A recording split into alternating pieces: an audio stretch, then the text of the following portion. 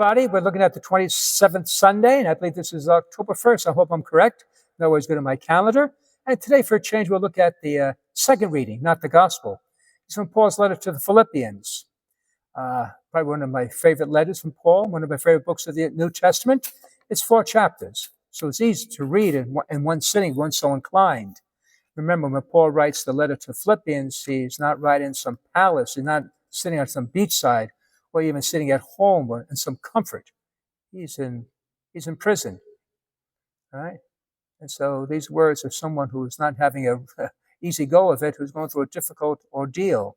And yet, check out these words that he writes. This, again, men from prison. He writes in the Philippians chapter 4, 6, 9, brothers and sisters, have no anxiety at all, but everything by prayer and petition, with thanksgiving, make your requests known to God. Then the peace of God, that surpasses all understanding, will guard your hearts and minds in Christ Jesus.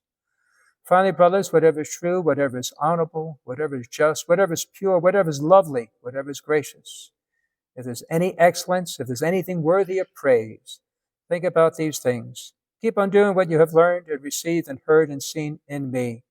Then the God of peace will be with you. Wow. Whether one's a Christian or a non-believer, these words, ring.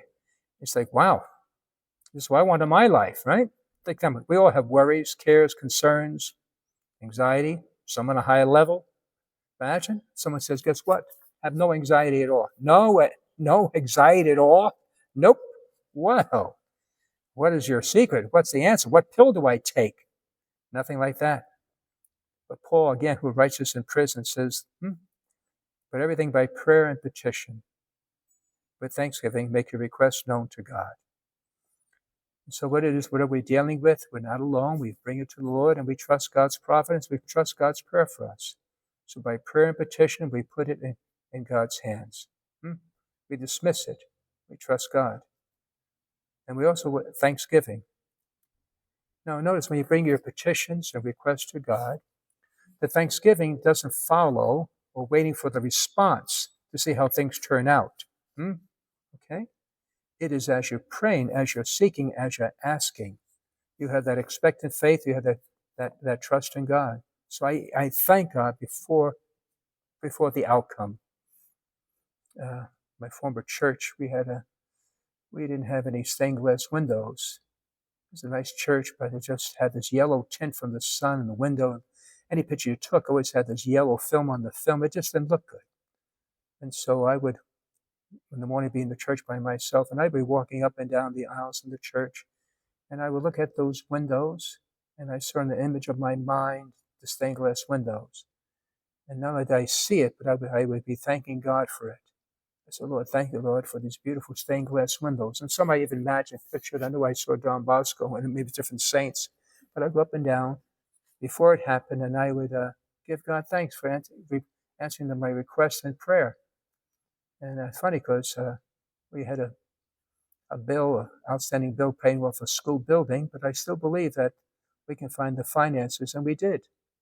And so that was one times I really tried to pray that way in Thanksgiving. So that's what it is, Thanksgiving. But what if we didn't get the windows? Would I be anxious, concerned? Well, then I would say, well, God knows best. And that'd be, may not be what I wanted, but I would trust God's ways. So in everything, by prayer and petition, with thanksgiving, make your requests known to God, for God cares.